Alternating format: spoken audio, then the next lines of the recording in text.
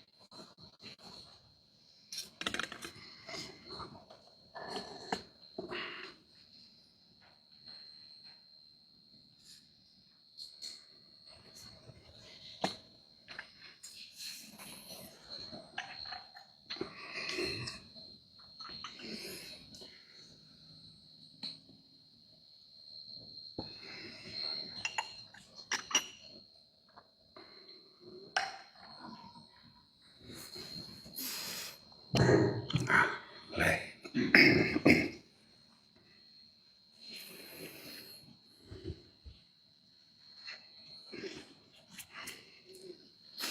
หลักธรรมทั้งเบิดรวมอยู่ที่จิตจิตมีสภาพจำจิตคือพุทธะมีสภาพจำเป็นสัญญาเป็นอารมณ์จำรูปจำรสจำกลิ่นจำเสียงสัมผัสและเกิดความรู้สึกพอใจและไม่พอใจจิตเป็นที่น่าอัศจรรย์เด้จิตนี่สามารถบันทึกได้โดยบ่มีวัตถุหรือเครื่องช่วยบันทึกบ่มีเห็นบ่ล่ะมันบันทึกอย่างใดที่เฮาอาจจะบ่เคยได้ยินความฝันเข้าใจว่าล่ะแม้กระทั่งความฝันมันยังสามารถจำได้เรื่องราวต่างๆเรื่องราวต่างๆเป็นหน้าตาบุคคลก็สร้างใส่เสื้อสีนั่นสีนี่สีลายสีขาวสีแดงเนาะแต่ว่าเอาเครื่องบันทึกบันทึกโทรทัศน์บันทึกยังไปบันทึกบ่ได้เด้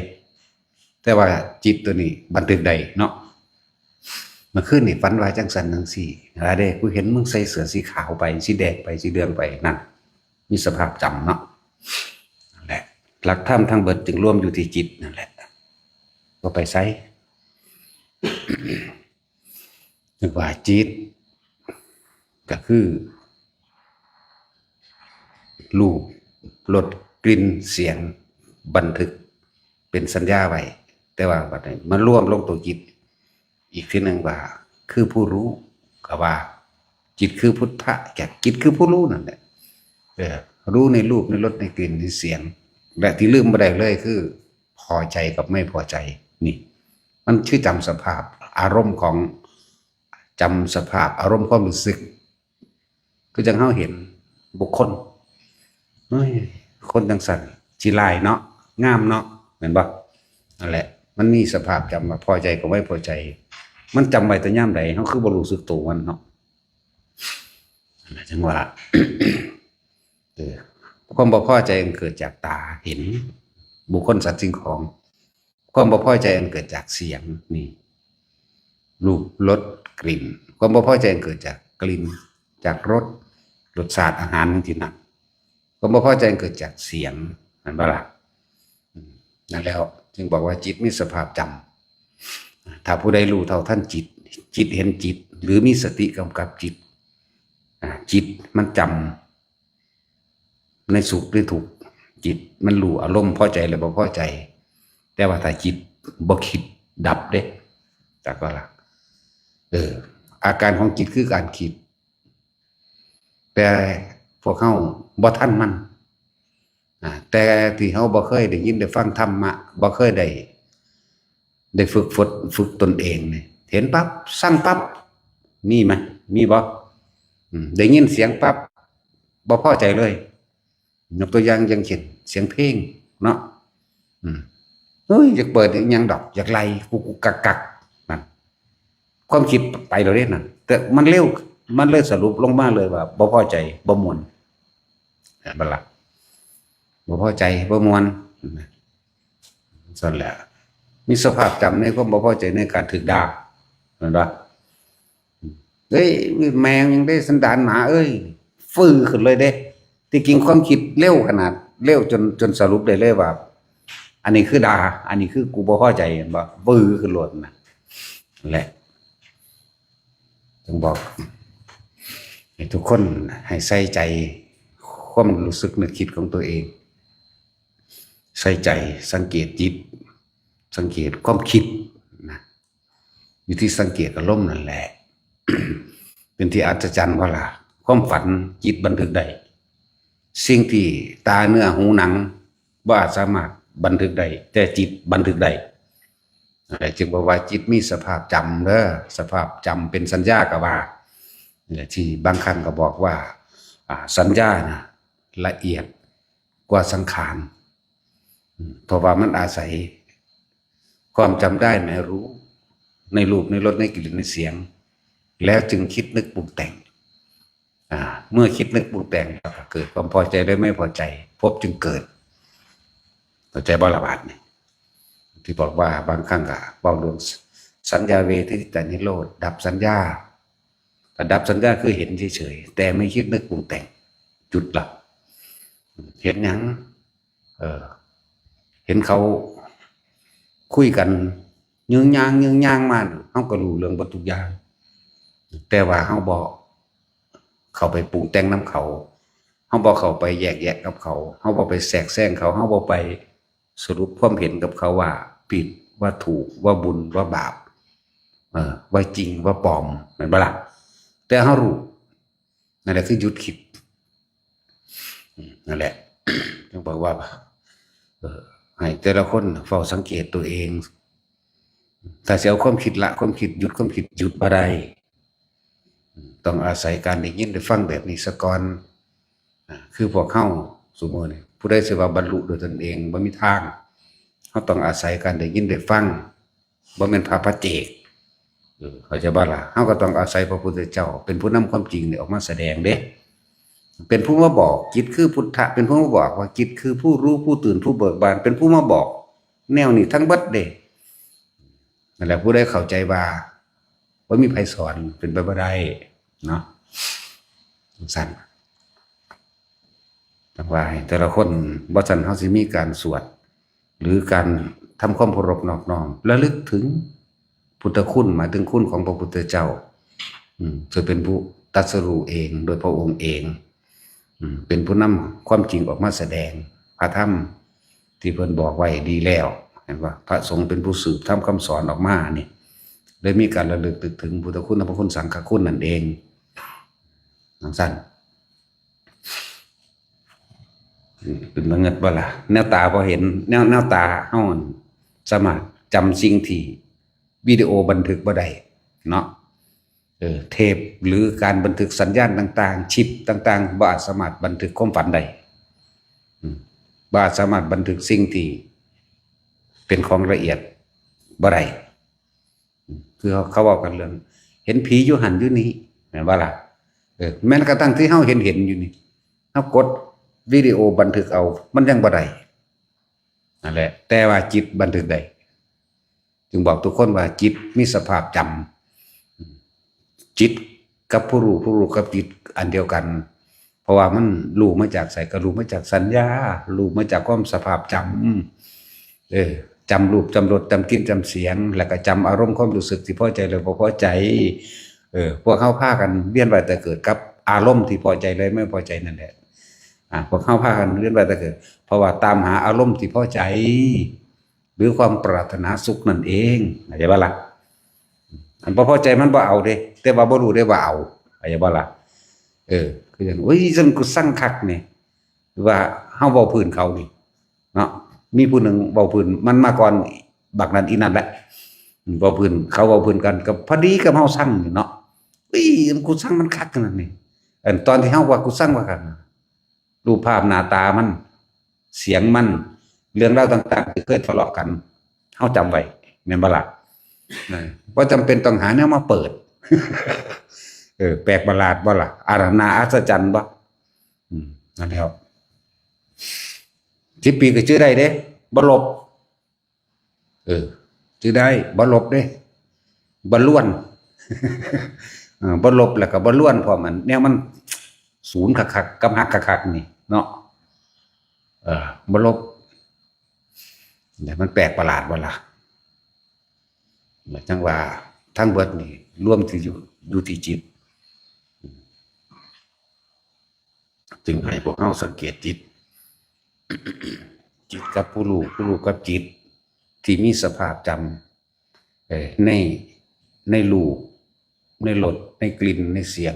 ในสัมผัสแล้วก็เกิดเป็นความรู้สึกพอใจกับไม่พอใจแต่บัดนี้ถ้าจิต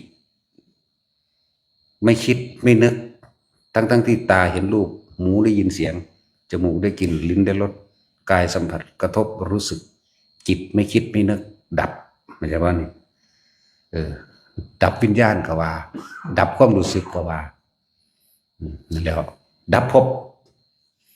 นั่นแหละนี่แหละทั้งบอกว่าทุกคนมันมีช่วงขณะหนึ่งอยู่ดอกที่เฮาซึ่งลึงอยู่คือเฮาบ่คิดทั้งที่ตาเฮาเห็น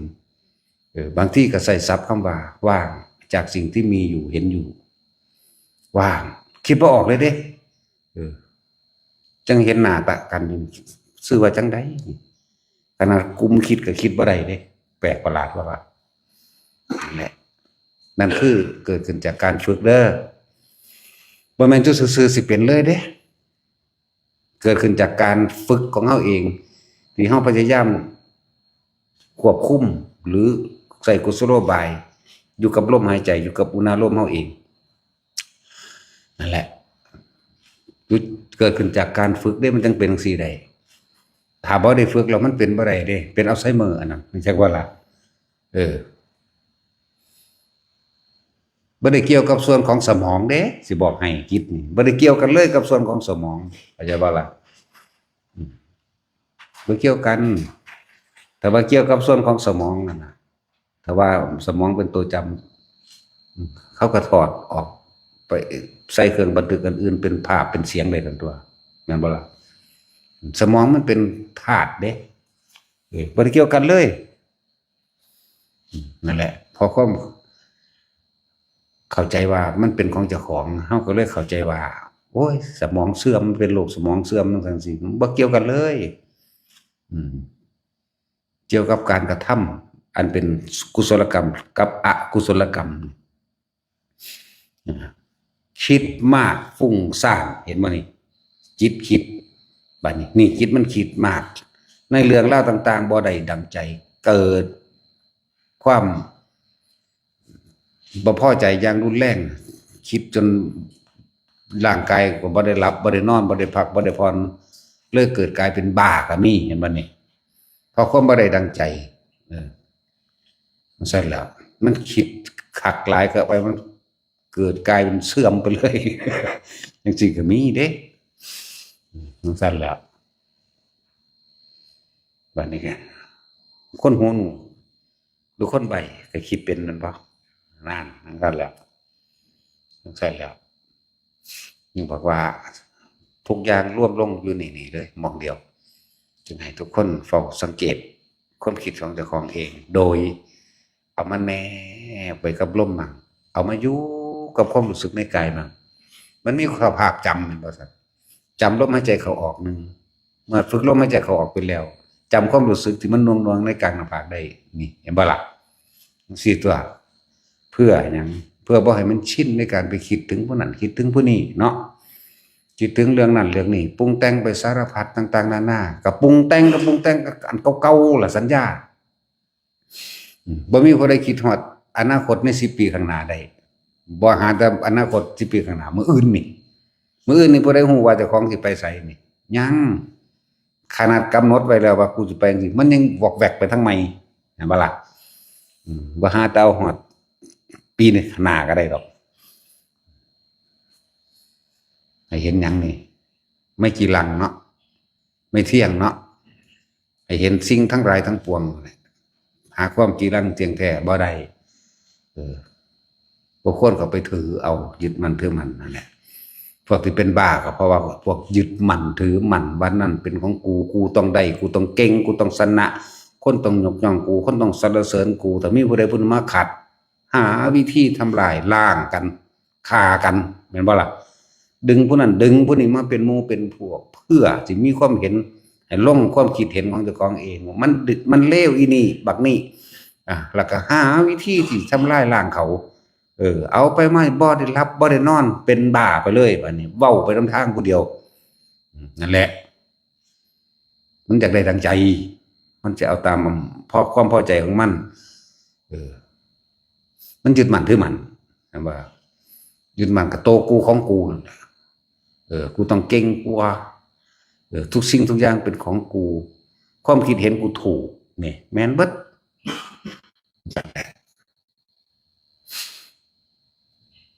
แต่เนี่ยคือเฮาท่องบทสวดมนต์ใดนี่ตัวบันทึกมันอยู่ใส่เอานะเฮาท่องอิติปิโสภควาอะระหังสัมมาสิได้ตัวบันทึกมันเอาบ่มีเด้อย่าเข้าใจว่าสมองได้บันทึกจักว่าล่ะพุ่นแหละมันมีสภาพของมันเองซึ่งบ่แม่นวัตถุบ่มีตัวตนบ่มีรูปร่างมันบ่ล่ะเวลาฝันเดี๋ยวมันอยู่ใส่ไผบันทึกมันบ่ล่ะจังซั่นแหล้วนอนหลับแท้ๆก็ยังฝันว่าจังซั่นฝันนั้นเว้าเป็นเรื่องเป็นราวเด้เนาะเอาแม่เอาวิดีโอไปบันทึกไหมเอาโทรศัพท์ไปบันทึกนำเด้อเอามันเอาไปได้ขนาดตาเฮาเห็นอยู่นี่โอ้ยปรากฏให้กูบันทึกได้แน่มันยังบ่ให้เอาเรื่องของเฮานี่แหละเวลาคุยกับผีกับนาคกับหยังต่างๆเฮ็ดเป็นอันคืออยู่อันในเขาวาดไว้ได้บ่เฮ็ดได้อยู่ก็เฮ็ดให้เฮาก็เห็นอยู่ว่าเฮ็ดได้เฮ็ดเท่าใดหัวก็ได้ถึงเบิ่งอยู่ก็ได้ถ่ายรูปเอาก็ยังบ่ติดมันแหมแปลกประหลาดบ่ล่ะแต่ว่าในความจำเฮามีคือเก่านั่นแหมเนี่ยมันเป็นแบบนี้แบบนี้แบบนี้บัดสิเอาไปเว้าให้ฟังมันบ่มีแนวบันทึกไว้ว่าซั่นแต่ก็เว้าให้ฟังอยู่นี่แหละเว้าให้ฟังเพื่อสิเปรียบเทียบว่าจิตมีสภาพจำมีสภาพจำมีสภาพรู้มีสภาพนั่นแหละเรียกว่าจิตคือพุทธะโดยอาศัยสัญญาแห่งรูปรสกลิ่นเสียงสัมผัสอารมณ์ความรู้สึกทุกสิ่งทุกอย่างรวมอยู่ที่จิตแต่จิตคิดนึกปรุงแต่งเกิดก็เกิดอารมณ์ความรู้สึกพอใจเกิดแต่จิตบ่คิดบ่นึกเด้ก็รู้อยู่จังซั่นซื่อเด้ล่ะจิตคือผู้รู้คือจิตแต่ว่าบ่ได้ยึดในสิ่งที่รู้คำว่าผู้รู้จึงบ่มีแต่รู้แม้แต่รู้นี่ก็เป็นแค่คำเปรียบซื่อๆเด้นั่นแหละหลายอย่างโพดดอกเวลาหมู่พวกคมพวกมหาพรหมมาให้บันทึกได้บ่เขากับขนาดเฮาแอบตั้งกล้องไว้จังซี่มันก็ยังบ่ได้แหมตั้งไว้อยู่เด้เพื่อสิเอามาให้หมู่เบิ่งเนาะโอ้ยจักสิเฮ็ดนำคักปานใดเนาะเฮ็ดกับคนนี่แหมย้านเขาบ่เชื่อย้านเขาบ่ได้ดีย้านเขาบ่ฮู้ความจริงเขาก็บอกอยู่เด้อันเนี้ยเจ้ามันบันทึกบ่ได้ดอกเบิ่งดูนั่นน่ะเขาบ่เอิ้นอาจารย์เขาบ่เอิ้นหลวงพ่อเด้เขาจะอ้างแต่เขาเอิ้นอันเนี้ยเจ้าอันเนี้ยธรรมมั่งพระคุณเจ้าบางซี่เด้เขาเอิ้นมันบันทึกบ่ได้ตั้งไว้เขาก็ฮู้อยู่เด้เฮาก็ฮู้ว่าเขาฮู้โอ้ยเดี๋ยวมันติดแน่มันเฮ็ดบ่ได้ว่าซั่นเถียงกันอยู่เด้นักสั่นแล้วนั่นแหละจังว่าจิตมีสภาพจำรูปรสกลิ่นเสียง จักเอาเวลาเฮากินข้าวจักคือได้ว่าอันใดเป็นอาหารทิพย์บ่ทิพย์เออกูเลยบ่ได้กินอาหารคนอิ่มก่อนจักว่านั่งงับๆๆๆไปซื่อๆได้บาดนี่ถ้าสิลุกเร็วหลายพวกนี้ก็สิจักลุกนำนะหรืออดเอาเอออดเอาจังซั่นแหล้วมันฮู้อยู่นั่นแหละคิดคือพุทธะก็รู้ได้แล้วว่ามันเป็นอันนี้ตาก็เห็นอยู่ได้ว่ามันเป็นแบบใดมันบันทึกบ่ได้ที่มันบ่ให้บันทึกนั่นแล้วจังซั่นตัวแต่ความจำของเฮาก็ได้อยู่เห็นอยู่คือดอกไม้อันนั้นดอกไม้อันนี้ก็ฮู้อยู่เห็นอยู่นั่นเอากล้องถ่ายเอาบ่ได้กลุ่มถ่ายเอาหลายเทื่ออยู่เด้ล่ะได้ก็ได้แต่จังแหละคือพวกเขาถ่ายพอได้บอกๆแป๊บๆนั่นแหละเดี๋ยวเขาสิหาว่าเฮ็ดเอาจังซั่นสิโอ้สั่งฮีแม่มันก็แล้วตัวบัดจบเดี๋ยวก็ล่ะเป็นหยังคืออยากให้คนฮู้คนเห็นนั่นก็อยากให้ย้านให้ตื่นให้กลัวอยากให้มีความเชื่อความเห็นเป็นไปตามที่พุทธเจ้าสอนไว้อันเปรตเท่านั้นชนิดนรกเท่านี้หลุมจังซี่แหมเทวดาเท่านั้นชั้นพรหมเท่านี้ชั้นกายของพรหมเป็นแบบนี้กายของเทวดาเป็นแบบนี้กายของเดรัจฉานอันเป็นสัตว์ที่เป็นแบบนี้จังซี่แหมคือกินเรื่องกินรี่จังซี่ก็บันทึกบ่ได้เห็นว่าล่ะตะกุมจับผีกองกอยมันก็ยังจับเอาบ่ได้เนาะค่าดีถึงได้สองเดียวนี่แหละเขาจะปอกกูกินบักหอยแต่มันคือบ่ย่านเฮาบ่เขาปอกเฮาก็ยืนบนนั่งเบิ่งหันมายิ้มใส่เฮาเฉยเฮาก็ยิ้มคือกันเที่ยวคิดอยู่เด้อได้กูสิจับไปคดเบิ่งได้ดอวะมันก็หันมายิ้มให้เฮาแฮซื่อๆได้ล่ะบ่แดงใจบ่อยอยู่คือลิงนั่นแหละแต่ว่าหน้าคนเบิดหน้าคนแต่สิเว้าเรื่องซ้ำลิงบ่แม่นลิงใหญ่ลิงกังเฮานี่แหละคือลิงนั่นแหละนุงยังอยู่บ่นุงเพิ่นน่ะบ่นุงมันเอาผ้าหัดหำมันไว้อยู่ดอกมันก็หันมาเบิ่งเฮาเฉยอยู่ก็เฮ็ดจังได๋น้อกูสิจับได้คนจังสิถ้ากูจับได้คนจังสิเชื่อว่าอันนี้คือผีกองก้อยเห็นนะคิดจังซี่ปุ๊บมันก็หันมาเบิ่งเฮ้ยิ้มใส่เฮาเฉยเฮาก็ยิ้มคือกันมันโดดคุบเอาเลยบ่น่ะของมันก็เป็นประจำอยู่แล้วเนาะถึงเป็นประจำมันเลยเป็นธรรมดาบัดย่างกลับมาเอาหอดโทรศัพท์พุ่นเด้เพื่อเอาไปถ่ายเอามันนั่งหนีล่ะบ่ทันมันมันบ่ย้านเฮาเด้เฮาก็บ่ย้านมันคือกันนั่นแหละแต่ว่าถ่ายเอาก็บ่ติดดอกมันเป็นประหลาดอยู่เด้จังซั่นแหละแต่เอาความจำเฮาจำได้คือเก่าจำได้ว่ามันเป็นรูปร่างหน้าตาแบบนี้นะนั่นมันเอาหยังไปบันทึกอะไรจึงบอกหลายๆคำที่นำออกมาให้พวกเขาเข้าใจตัวเองเด้บ่แม่นให้เข้าใจผู้อื่นดอกพวกเขากำลังหาความหมายว่าจิตคือหยังคือนั่นคือนี่ก็เลยต้องเอาหลายๆความหมายมาเว้าให้ฟังจังซั่นเพื่อเฮาค้นพบตนเองนั่นแหละให้มันค้นพบตนเองให้พ้นความจริงของตนเองให้เห็นอนิจจังเห็นทุกข์เห็นอนัตตาในตนเองให้เห็นสิ่งทั้งหลายทั้งปวงหาความจริงลั่นอย่างยืนเที่ยงแท้บ่ได้ให้เห็นสิ่งที่พวกเขากำลังจดจำคือว่าโลกสอนให้จำแต่ว่าธรรมสอนให้ลืมเด้ลืมคือบ่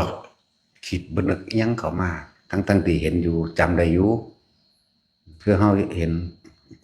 กกมะม่วงต้นมะม่วง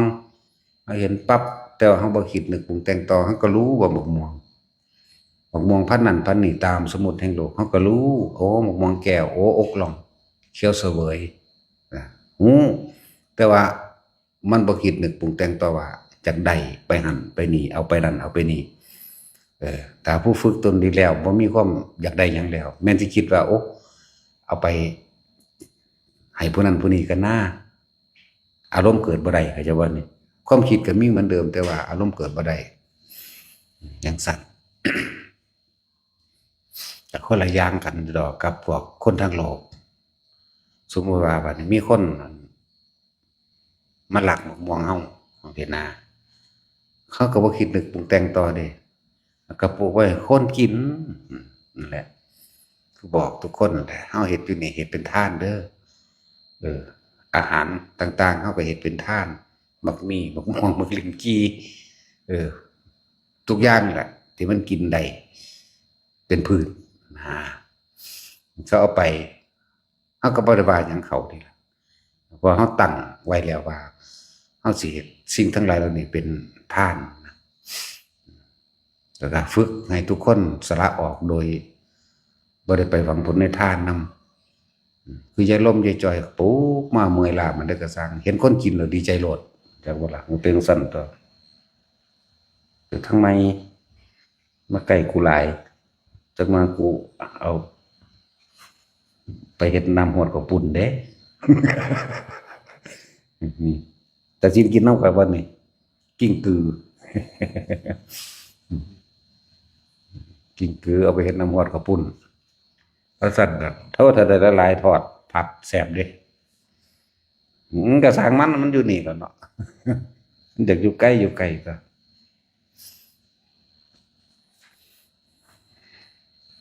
คิดหรือเว้านำจังซี่ก็บ่ได้ว่าสิเครียดสิสั่งมันเด้ก็ธรรมดาอยู่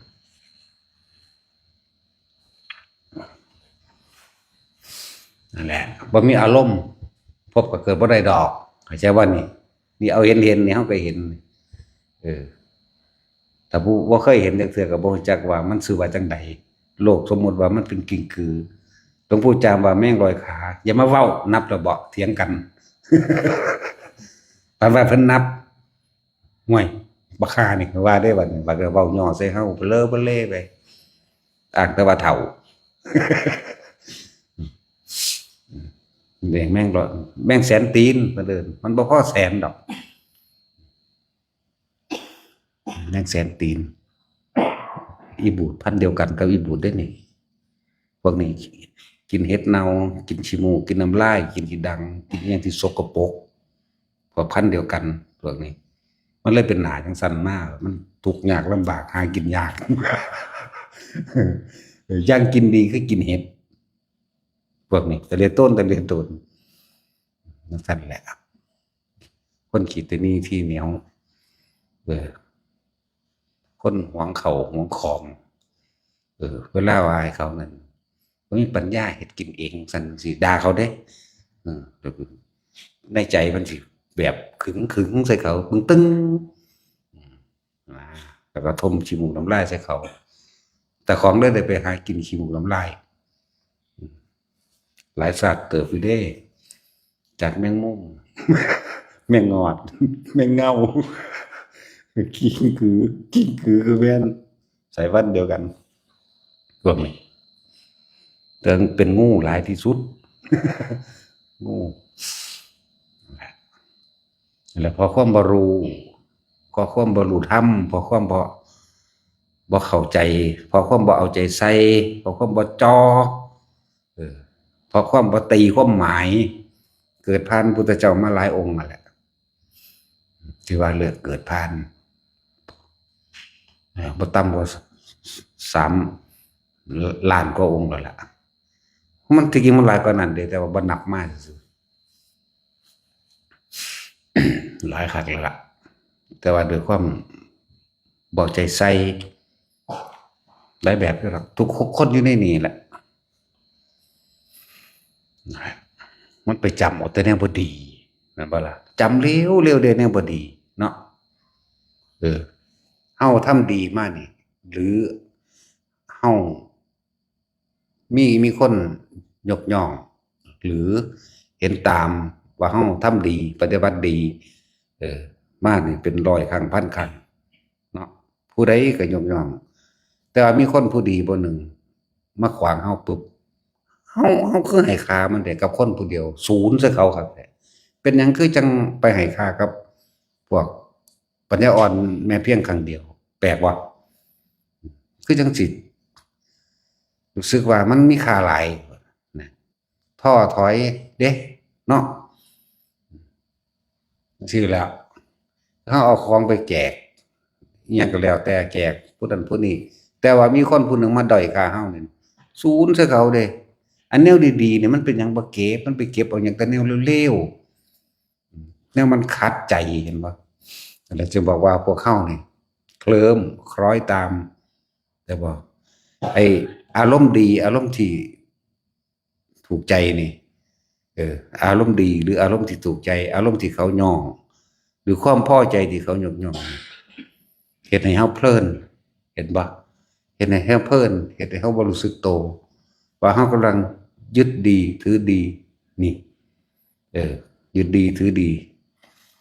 อยากอ้างแต่ดีอยากอวดแต่ดีถึงแม้บ่เว้าแต่มีคนที่มาขัดขามีคนมาตำหนิเฮ้ยเฮ็ดเอาหน้าดอกจังซั่นจังซี่ผู้ใดก็เฮ็ดได้ดอกแบบนั้นเฮาสิรู้สึกว่าเฮาสิให้ค่าคนพวกนั้นเหลือเกินแม่นบ่ล่ะจริงๆเด้จักไปอธิบายให้เขาเข้าใจเจ้าของเอออยากให้เขาเห็นดีเห็นงามกับตัวเองเบิดทุกคนแม่นบ่แต่พวกเขาจึงว่ามันยึดดีหลายๆคนยึดดีถือดีเพลินในสิ่งที่คำสรรเสริญอย่าลืมเด้น้ำผึ้งอาบยาพิษเด้คำสรรเสริญถ้ามีคนเว้าคนด่าคนนั้นวื้อขึ้นรถเนาะจึงบอกว่าพวกเขาในการกระทำคุณงามความดีทั้งหลายจะไปแค่คนเร็วๆแม้เพียงแค่คนเดียวไหมคือสังคมเราเห็นอยู่เดียวนี่แหละคนเป็นแสนเป็นล้านได้ประโยชน์คนเป็นล้านยกย่องสรรเสริญแต่มีคนผู้เดียวคนบางกี่คนต่าง2-3 คนเท่านั้นแหละไปด้อยค่ากับคนที่ทำประโยชน์งอเป็นหยังจังไปแจกคนรวยแต่ว่าโจรผู้เขาทำความดีปล้นคนรวยไปแจกคนจนเนาะเห็นว่าพวกเจ้าว่าเขาไปกอบโกยเอาอย่างเดียวเด้เนาะเอาของน้อยไปแลกของมากจ้างหัวละ100 200 500ก็ว่าไปเนาะแต่ว่าบาทนำขึ้นที่100 ล้าน1,000 ล้านไปตายแล้วว่าจะไปหาแมงมันได้ดอกมันบ่เอาทองคำเผามันดอกเนาะโอ้สือว่าสิได้ตำแหน่งลงมหาเวทีได้ต้องเลวที่สุดได้จังเฮ็ดใดเออแล้วเศษกรรมส่งมาเกิดเป็นปวกมั่งส่งเศษกรรมกับของเองเฮ็ดเองนั่นแหละและจิตมีสภาพจำมันบ่ใส่ดอกเวลาสมมุติว่าเวลาพระยายมบาลเวลาเขาถามเรื่องกรรมว่าเจ้าเฮ็ดจังซั่นจริงไหมอันนี้จริงไหมตัวเขาบ่ได้เด้มันขึ้นในสภาพจำตัวของเองแล้วเขาถามถึงเหตุการณ์นี้ปุ๊บสิตัวเขาปุ๊บผุ่นภาพมันขึ้นละมันขึ้นเอาเองเด้ขึ้นจอเหรอจอเขาว่ามันจอขึ้นโทรศัพท์มันขึ้นมาโดดนั่นแหละคือความจริงเสียงสั้นจะไปได้รักใกล้เขาบ่ความจริงมันไปมันมันบ่ลืมได้ความจริงมันบ่เมื่อนั้นผู้นั้นผู้นี้เป็นพยานได้เขาอยู่น้ำเขาแต่ความจริงมันพูดขึ้นแล้วสั้นแล้วมึงบอกว่ามันโกหกตัวเองไม่ได้ดอกยังก็ดีพยายามถ้าเฮายอมรับความจริงเฮาจึงจะได้เห็นความจริงความจริงที่เฮากำลังยึดมั่นถือมั่นเรื่องใดเป็นทุกข์กับไผกับเรื่องใดกับแบบใดเฮาสิยังแก้ไขตัวเองได้แต่เฮาบ่ยอมรับความจริงเฮาสิแก้เอาเองบ่ได้เด้อย่างสั้นจึงบอกว่าทุกสิ่งทุกอย่างทุกสรรพสิ่งรวมอยู่ที่จิตอันเดียวนี่แหละจิตมีสภาพจำมีสภาพรู้หยังจำหยังรู้รสรู้กลิ่นรู้เสียงรู้สัมผัสแล้วก็เกิดเป็นอารมณ์ความรู้สึกพอใจกับบ่พอใจถ้าเฮาละความพอใจตัวเดียวได้ทั้งเบิดความบ่พอใจบ่หาตละมันก็ได้ดอกเพราะส่วนมากคือเฮาเพลิดเพลินและยินดีเหลิงและลุ่มหลงในคำสรรเสริญเยินย่อคืออย่างว่าเนี่ยคนยกย่องเป็นล้านเพลินไปเห็นปะแต่ว่าคนเร็วๆที่มาด่ามาขัดขาเนี่ย2 คน 3 คนเป็นยังคือประชูนให้มันค่อยคน2 คน 3 คนนั่นแหละเป็นยังคือบ่เฮ็ดไปเลยแบบบ่ต้องสนใจ พูนเอาประโยชน์ผู้อื่นเป็นใหญ่ตัวเนาะนะครับก็จำเป็นต้องไปเบาเอาใจไผเอาความจริงที่เฮาเห็นเป็นประโยชน์นี่คือเขาว่าล่ะคนทำประโยชน์ หรือคนดีไม่ใช่จะทำได้ทุกอย่างเห็นได้ทุกอย่างนั่นแหละเห็นบ่ซั่นเพราะทุกอย่างที่ทำไม่ทำร้ายเบียดเบียนให้ผู้ใดเสียชีวิตหรือทรัพย์สินถ้าเป็นประโยชน์ต่อเพื่อนมนุษย์เป็นประโยชน์ต่อเหตุการณ์นั้นๆเป็นประโยชน์ต่อหลายคนเห็นบ่ซั่นแต่พวกเว้าบ่เฮ็ดเด้เห็นบ่สันดานหมามันบ่ได้รู้เรื่องหยังเด้ซั่นหมานี่เฮาได้ทั้งคนดีและคนเลวนั่นบ่หมานี่เหมือนหมาขี้เลื่อนไปณสถานที่ใดเกาตัวเองณสถานที่นั้นแต่ไม่เคยรู้ตัวเองมีแต่ตำหนิสถานที่เนาะนั่นแล้วไปนอนแต่ลางวัดเกาทวนเฮ้ยซึ่งมันบ่ดีมึงนี่ว่าเด้ก็เกาเจ้าของนั่นแหละบ่ดีไปนอนอยู่ข้างแอ่งน้ำก็บ่ดีนอนอยู่ในห้องน้ำว่ามันก็บ่ดีมันก็เกามันเองเฮ็ดฟิตใส่นั่นมันสั่งห้องน้ำเนาะมันบ่สั่งกับของเด้นั่นแหละหมานี่มันมีหน้าที่เห่าเข้าใจบ่คือพวกสันดานหมานั่นแหละเขาเฮ็ดดียังก็สร้างเฮาแต่เฮ็ดเลวบ่เฮาเด้เนาะเพราะว่ามันเป็นสันดานเลวเหมือนกันอ๋อดีแล้วก็ว่าดิสั่นแล้วโดยจักดอกหมามันมีหน้าที่เฮาคือว่าล่ะไปต้องแห่งมันก็เฮาพระพุทธเจ้ามันก็เฮาเด้นั่นแหละจึงว่าเปรียบเทียบหมามันมีหน้าที่เห่ามันไม่ดูหรอกว่าอันดีอันใดดีอันใดเลวมันบ่ฮู้ว่าอันใดเป็นโทษอันใดเป็นประโยชน์นะมันจะเห่าอย่างเดียวเพียงสั้น จังว่าสนับสนุนส่งเสริมคนที่ทำประโยชน์เพื่อผู้อื่นแต่ว่าทำดีเขาว่าเข้าใจแต่ว่าสิ่งที่เขาคิดสิ่งที่เขาพูดเป็นการทำดีการทำความดีนี่บ่แม่นอยู่ปากอยู่ที่ผลงานที่จับต้องได้หรือว่าล่ะอยู่ที่ผลงานที่จับต้องได้เด้คนทำดีตาก็เห็นได้มือก็จับต้องได้จังซี่เด้จังสิผลงานของการทำดีบุคคลทั้งหลายเหล่านั้นใช้ประโยชน์ได้จริงสัมผัสได้จริงเนาะพวกว่าอยู่นั้นมันสิดีแม่งบอกเห็นสั้นแหละแล้วเอาอีจกใส่ข้างมันหั่นนะตัดสินนักมวยเห็นแต่เขาถีบแล้วมันมีเทคนิคนึงอยู่เด้เอาอีจกท่านนักมวยมันเบิ่งมันถืออาจสิเข้าใจเด้เวลาเขาตั้งการหมู่นักมวยไทยเอาอีจกสอยเข้าไปข้างนี้มันหูจักอีจกบ่เฮ็ดตีนเงื่องๆขึ้นเนี่ยมันอยู่บังนี้จกเกาหลีสลบเลยจังซั่นแล้วนี่มันมีเทคนิคนึงอยู่เขาบ่ใส่กันจักเทื่อหลายอุ้ยยุทธศาสตร์นี่เขาก็รู้จักทุกตัวเขาตั้งการเนาะก็เห็นว่าตัดสินจะเข้าใจว่าแบบนี้นี่อีจกหลอดเข้าข้างได้ถือไว้เด้อไปเป็นนักมวยบอกให้ฟังเด้บ่ได้บอกให้เชื่อเนาะเฮ็ดหรือบ่เฮ็ดก็เป็นเรื่องของเจ้าเด้อเนาะเอาอีจกมันรู้จักอีจกบ่เนาะผู้เฒ่า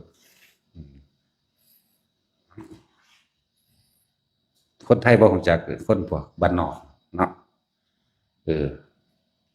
ปลายเท้าแต่ไม่ใช่เอานิ้วเท้าเอาตรงหนังเท้าปลายเท้าตรงหนังนี่จกขึ้นนี่อีหลีนั่นแล้ว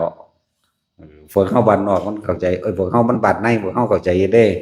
เฮาได้เปรียบอยู่ได้หลายภาษาอยู่เว้าใต้ก็ว่ามันโลดกูรู้จักเบิดทุกคำเนาะพอภาคกลางก็ว่ามันโลดกูก็รู้จักเบิดทุกคำเว้าเหนือก็ช่างนะมาว่าซั่น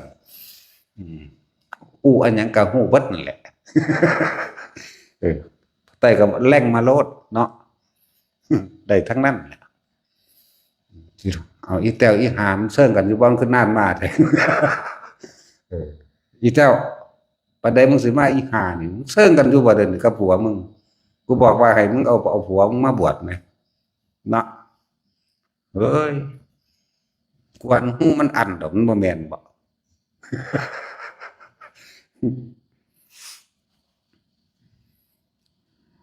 ด่ามันจังมาแต่ว่าด่ามันบ่ได้ดอกอีห่านี่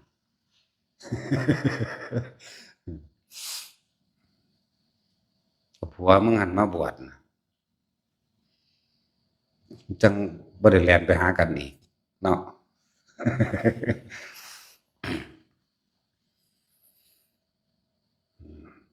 พวกเฮาหลักธรรมทั้งเบิดรวมอยู่ที่จิตเด้อจิตมีสภาพจำบ่ว่าสิเป็นรูปรสกลิ่นเสียงมีสภาพรู้พอใจและบ่พอใจจิตตัวนี้ถ้าว่ามีสภาพจำหรือสัญญาก็ว่าอันเดียวกันเด้อบุคคลสัตว์สิ่งของถ้ามันคิดนึกอยากให้เป็นแบบนั้นแบบนี้อารมณ์มันสิเกิดนั่นพบเกิดแล้วนั่นคือสัตว์เกิดเพราะอาศัยการคิดจากว่าเจตนานั่นแหละจิหมายถึงจิตมีสภาพจำมีสภาพรู้มีสภาพเป็นสัญญาเจหมายถึงเจตนาในการคิดที่ต้องอยากให้เป็นเช่นนั้นเช่นนี้เดี๋ยวว่าเกิดอารมณ์ความรู้สึกพอใจหรือไม่พอใจพบเกิดจะว่าละเนี่ยนะจิเจรู้นี่หมายถึงคิดถึงรูปก็ต้องก่อเกิดออกเป็นรสเป็นกลิ่นเป็นเสียงเป็นสัมผัสพร้อมจะว่านี้จิตมีสภาพจำมีสภาพรู้มีสภาพรู้อย่างรู้รสรู้กลิ่นรู้เสียงแต่ว่ามันหู้สุว่าบุคคลนั้นปุ๊บเห็นบุคคลนั้นจิเจรู้หมายถึงรูปบุคคลนั้นบ่ในบุคคลนั้นมันก็คิดว่าเห็นบ่นี่คิดว่าเมื่อนั้นมันเบาจังสั่นนี่เห็นบ่จำเสียงบ่เมื่อนั้นเบาจังสั่นเรื่องเล่าแบบนั้นกินโตมันเหม็นก็จังหูจักเนาะสั่นแหละมีสภาพเนี่ยมันจึงปรุงแต่งไปแบบนั้นแบบนี้ได้ถ้าจิตมีสภาพรู้บุคคลสัตว์สิ่งของแต่ไม่เจตนาไม่คิดไม่นึกความรู้สึกพอใจได้ไม่พอใจเกิดขึ้นมาได้พบดับจังว่าบอกทุกคนพยายามพอเข้าให้ฝึกหัดตนเองอยู่ในลมหายใจให้ได้จำลมหายใจให้ได้ป่านนี้อาจจะว่าระบายเพื่อสิให้มันเกิดความเคยชินบ่ไปคิดเป็นนึกกับบุคคลสัตว์สิ่งของเรื่องราวต่างๆอันเป็นอดีตเรื่องอดีตหรือสัญญา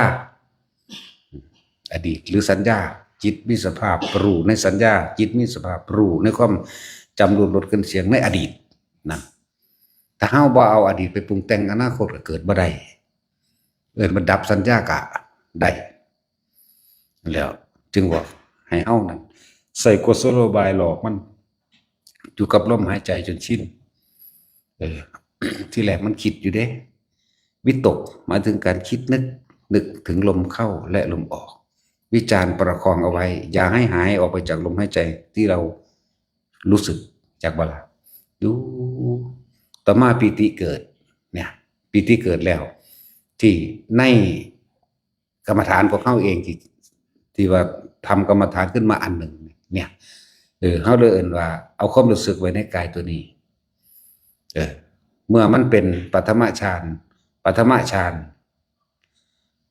รู้ลมหายใจเข้าออกแล้วมีอาการปิติเกิดขึ้นวิธีเขาคือให้ลืมตาทำเขาไม่ได้ให้รับตาเมื่อชินแล้วจังรับตาก็ได้ดอกทั้งรับตาทั้งลืมตาและ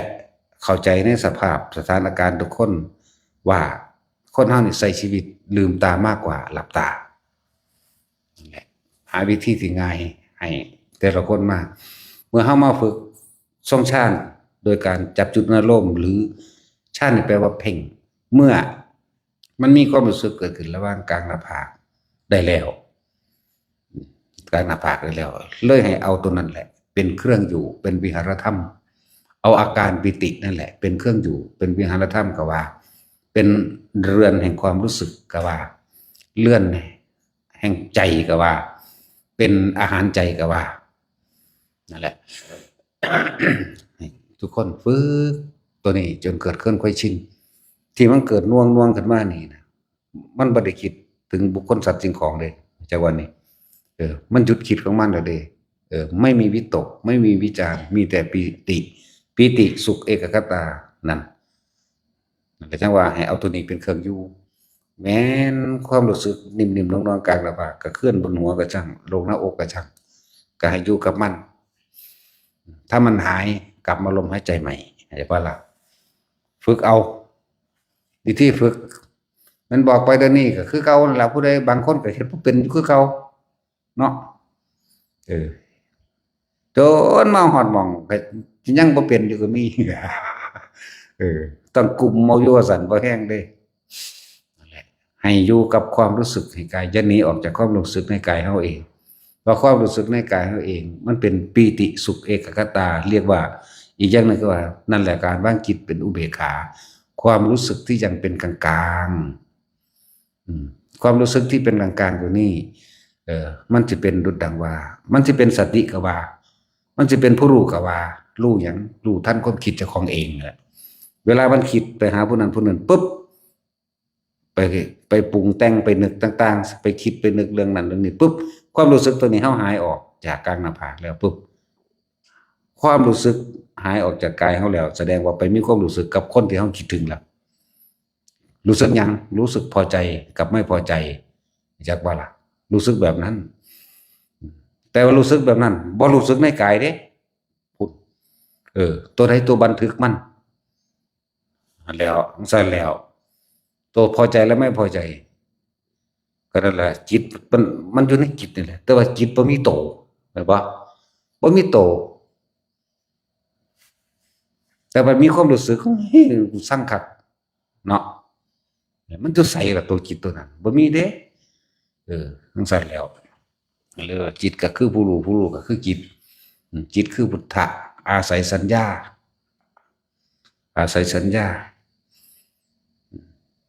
ถ้าเขาดับสัญญาได้ถ้าเขาบ่คิดถึงบุคคลสัตว์สิ่งของที่ถ้าเขาฝึกไปแล้วที่แม้นคิดถึงกระชังมันจะไม่มีความอยากได้ดังใจมันจะไม่มีพอใจและไม่พอใจเกิดขึ้นมาได้คิดถึงซื่อๆนี่ความคิดมันมีอยู่แล้วนะแต่คิดถึงซื่อๆนี่อารมณ์เกิดบ่ได้ดับนั่นแหละพบดับฝึกไปเรื่อยๆฝึกไปเรื่อยๆเอาไปมาเฮาสิจับต้นส้นปลายมันได้เองในตัวเฮาเองนั่นแหละแต่สิอธิบายไปละเอียดจริงกว่านี้ได้เบิดบ่ตื่นเต้นจังเม็ดอันเรื่องอธิบายละเอียดนี่แต่ว่ามันสิไปจับเอายอดดีเนาะมันยิ่งโดดขึ้นยอดลดไปก็ดีทำลมหะแต่คนที่ฝึกเป็นแล้วก็อยู่ในนวงเฮานั่นแหละบ่ต้องไปเฮ็ดหยังอีกมันสิเป็นเอาเองของมันต่อไปนั่นเพราะว่าเอาอันนวงนี่เอานิ่มๆนวงๆเอาอาการปิติปราโมทย์อยู่ในนี่แหละเป็นเครื่องสังเกตความคิดเจ้าของเองแต่ตัวนี้หายความคิดไปแล้วไปหาผู้นั้นผู้นี้แล้ว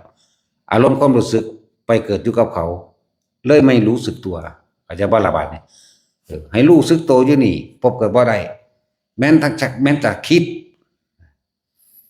ความน่วงนี่คือหลายคนมาเว้ากับหลวงพ่อนี่เว้านี่ก็เป็นเด้นะคืออารมณ์พอใจและบ่พอใจมันเกิดบ่ได้แต่ว่ามันก็มีความรู้สึกในกายเหมือนเดิมจังซั่นแหละนั่นแหละเว้าปฏิสันถานกันธรรมดานั้นเรื่องนี้ก็เว้าไปซื่อนี่แหละแต่อารมณ์มันเกิดบ่ได้นะครับให้ทุกคนเฮ็ดให้มันชินเด้ทำให้บ่อยทำให้มากทำให้ชินทำนี่แปลว่านึกเอาเด้นึกหยังนึกถึงลมผู้บ่ทันน่ะก็ดีนึกถึงลมหายใจเข้าออกนั่นแหละทำสำหรับผู้สองได้แล้วนี่ก้มลงจักหน่อยมันก็ขึ้นมาเอาเองโลดดอกแม่นบ่ล่ะปึ๊บขึ้นมาโลดนี่ผู้ชั้น2อยู่กับอาการปิติไปเลยตัว3มันสิเคลื่อนไปเอาเองของมันดอกโล่งๆโปร่งๆเบาๆนั่นแหละสุขเอกคตานี่แปลว่าจังไดในชั้นที่3สงบนั่นเองสุขได้จะเสมอกับความสงบไม่มีเข้าใจบ่ล่ะบัดนี้ก็เลยเอาคำแปลตัวนี้มาเฮ็ดให้ทุกคนว่า ตอนที่เฮาลงๆโป่งๆคิดหยังบ่ออกซึ่งลึงอิหยังก็ว่าไปจักว่าล่ะความรู้สึกเบาๆนั่นแหละสุขเอกคตาเป็นฌานสามอืมแต่ความคิดพุทธผุ่นพุทธพี่ก็สร้างกูบ่คิดนำมึงก็แล้วกันเข้าใจบ่ล่ะที่สองคือมีความรู้สึกในกายอาการปิติขึ้นแรงอันนี้ก็ปิติคือกันแต่ว่ามันเนียนมันละเอียดกว่านั้นมันปัสสัทธิแล้วเรียกว่าสุขเอกคตาเป็นเลยเป็นถ้าเฮาฝึก1 2 3มาถึง3มาแล้วก็เริ่มเป็นจิตตั้งมั่นได้ก็บัดนี้ส่วนตัวที่สี่มันสิตัดความรับรู้ทั้งเบิดดอกตัดความรับรู้ทั้งเบิดแต่ว่าเป็นรู้อยู่อันนึงคือกันว่างๆรู้แจ้งเรียกว่าเจโตวิมุตติความหลุดพ้นทางจิตคือจิตมันบ่คิดบ่นึกมันก็บ่ต่างจากคนนอนหลับดอกเข้าใจบ่ล่ะแต่ว่ามันบ่ได้แบบบ่รู้เรื่องหยังแบบออกมาแล้วก็จังว่าดอกว่ามันแจ้งเข้าใจบ่ล่ะว่ามันโล่งมันแจ้งซื่อแต่ว่ามันก็ดีกว่านอนหลับแบบทั่วไปอยู่กำลังของมันเฮ็ดให้เฮาน่ะเบากายพร้อมเบาทุกอย่างนั่นล่ะไปโล่งๆย่างอยากล้มพุ่นล่ะคนเป็นไม้จัก10เทื่อนี่ก็ยังย่างอยากล้มอยู่เด้ธรรมดาเด้คนพวกเข้าฌานนั่นนี่แต่สองอย่างก็ต้องอาศัยกันเจโตวิมุตติกับปัญญาวิมุตติก็ต้องอาศัยบางที่ก็อื่นวิปัสสนาภาวนาทำความกันระลึกนึกถึงใครครวนตามความเป็นจริงได้สะก่อนเมื่อมันคิดยังบ่ออกมันเบิดแนวคิดแล้วจังกลับเข้ามาสู่ลมหายใจเอิ้นว่าสมถภาวนาและสองอย่างนี่อบรมกันไปอบรมกันมาคือทำสลับกันก็ได้ดอกคือพวกเฮาได้ยินได้ฟังแล้วเข้าใจดีแล้วมีความเห็นตรงแล้วพวกเฮาเลยมาฝึกเรียกว่าวิปัสสนาญาณิกวิปัสสนาภาวนา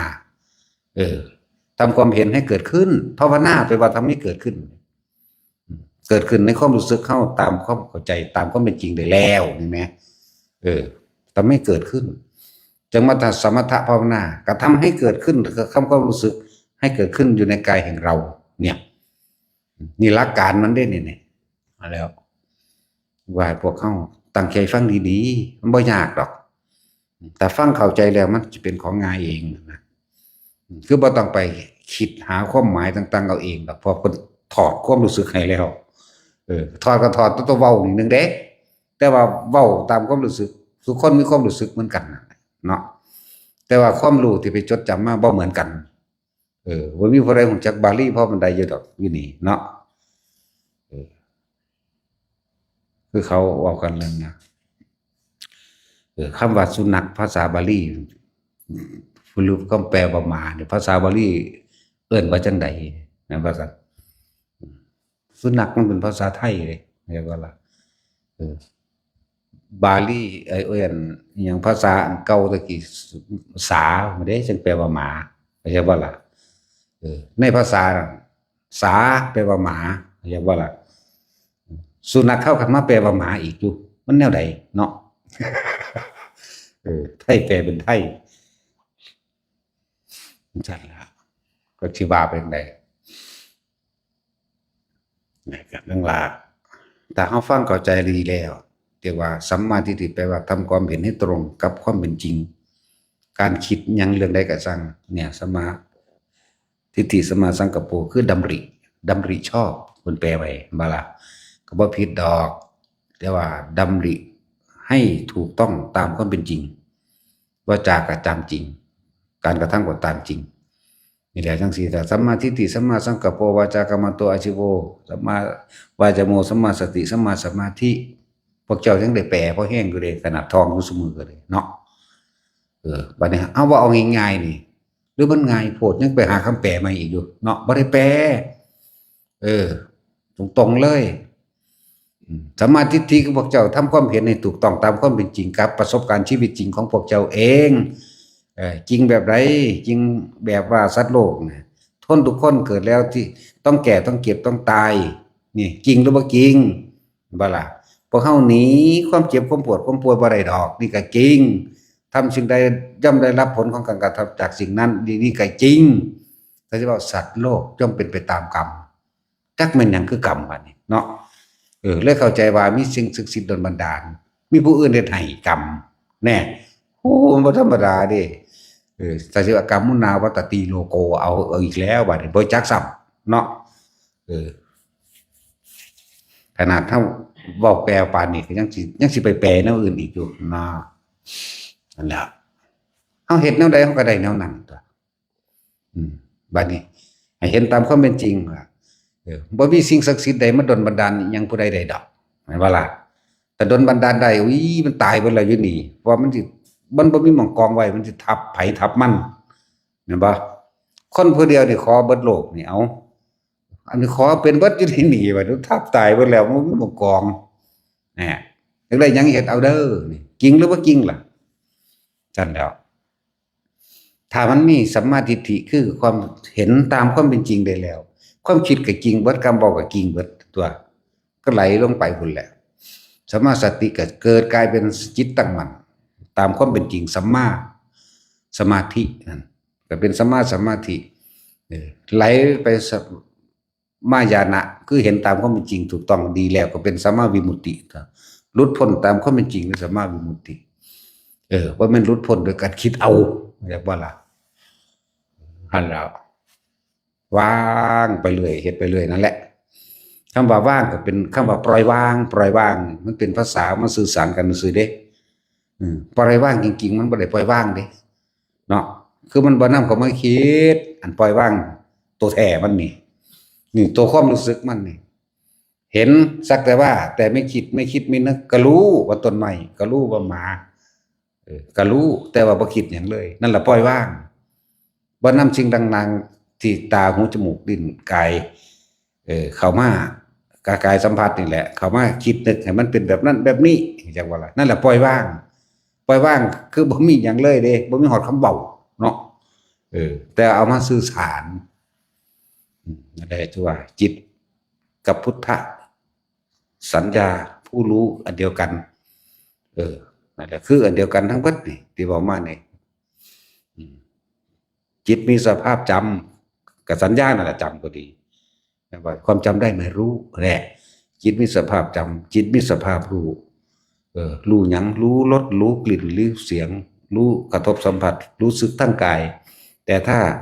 รสกลิ่นเสียงกระทบรู้สึกเพียงกายแต่ถ้าไม่คิดไม่นึกความรู้สึกอันอื่นอันเป็นความพอใจแล้วมันจะเกิดขึ้นมาได้มันก็ว่างตรงว่ากับมันบ่คิดมันบ่มีคำเว้าเด้แม่นบ่ล่ะกับมันบ่คิดมันจะเอาหยังมาเว้านะมันก็เกิดแบบนั้นแบบนี้บ่ได้แหมมันเกิดพอใจบ่ได้เกิดบ่พอใจก็บ่ได้มันจะเอาหยังมาเว้าทั้งที่ตาเห็นอยู่เฮาจึงบอกว่าว่างจากสิ่งที่มีก็มันบ่เว้ามันบ่คิดมันบ่นึกมันบ่ปรุงมันบ่แต่งมันบ่สรรสร้างหาให้มันเป็นแบบนั้นแบบนี้เอิ้นว่าว่างจากสิ่งที่มีซั่นแล้วว่าให้ทุกคนอาศัยลมหายใจอาศัยอาการปิตินิ่มนวลตัวกลางหน้าผากนี่ขึ้นหัวกระช่างเอาอันนี้เป็นเครื่องอยู่เข้าใจบ่นี่เอาความรู้สึกดินวงอยู่หัวเฮานี่หน้าผากเฮานี่หัวกระช่างเนิบหนาบนี่ภาษาความรู้สึกนี่จักว่านี่ก็บ่ฮู้สิวางได้มันเนิบหนาบแต่ว่าปิติก็จักหยังกันแน่เนาะมันหลายปิติห้าเอาคุตกาปิติกนิกาปิติภรณาปิติโอกันนิกาปิติอุปงคาปิติมันหยังเนาะพวกเขาพากันแปลภรณาปิติไม่ใช่พรณาปิติเด้อว่ากันแก้ใหม่เด้อให้เขาเข้าใจมันถูกครูบาเสงนั่นน่ะมันบ่แม่นพรณาปิติต่างๆมากมายบ่ได้แปลว่าจังซั่นฟังให้เด้อภรณาปิติร่างกายโยกโครงดุจดังว่านนั่งอยู่ในอ่างน้ำที่มีคลื่นนี่อันนี้เด้อใส่ซับผิดว่าเป็นพันลนาปิติพันลนามันเป็นการบรรยายอย่างอื่นมันก็ละอ่านกันกับศัพท์ธรรมกุตกาปิติคนลุกคนพองสุดยอดก้าวขันธิกาปิติเกิดความจุกอกตะปื้มน้ำตาไหลภรณาปิติมีอาการโยกซ้ายโยกขวายกหน้าโยกหลังดุจดังว่านั่งอยู่ในอ่างน้ำหรืออยู่ในคลื่นแห่งทะเลนิ่มๆจากว่าล่ะ โอกันติกาปิติมีแสงสว่างเกิดขึ้นนี่คือแปรเดียวเออแล้วก็อุพงคาปิติทำมันดุจหนึ่งว่าเป็นหนังกายลอยขึ้นเด้อมีภาษาบาลีแปลแต่ถ้าเบาโดยความรู้สึกไม่ใช่พรรณนาปิติมีอาการปิติต่างๆบ่แมนเน้นเจาะจงเลยว่าพระนาผอพึ่งรอเรือพระนาปิติความรู้สึกดุจดังว่านั่งอยู่ในอ่างน้ำที่มันโยกจากว่าอ่างน้ำมันโยกนะนิ่มๆโยกซ้ายโยกขวาโยกหน้าโยกหลังพากันแก่ข้าไม่เนี่ยอย่าเขาใจผิดผู้ถามกับมั่วผู้ตอบกับมั่ว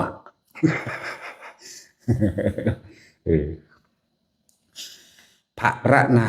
ไม่ใช่พันละนาชื่อเอาไว้ใส่ซับผิดชีวิตเปลี่ยนเด้ลงทางมันเสียเวลาดิเนาะแต่ลงติดยามันเสียอนาคตไหมบ่แต่จังว่าบางอย่างเฮาก็ให้ละเอียดกับศัพท์มันแน่ให้ละเอียดพยายามบอกอธิบายเราฟังใหม่ก็ได้ดอกเป็นธรรมดาเบาผิดเฮาก็ยังเบาเนาะปนคนจนไปแจกคนรวยเฮาก็ยังเบาผิดเฮาก็แก้ใหม่ก็ได้ตัวปนคนจนไปแจกคนรวยเนาะรัฐบาลอยากว่าล่ะจังซั่นล่ะแต่จะปล้นคนรวยมาแจกคนจนคือโจรสันดานดีนั่นแหละเอาสมทาน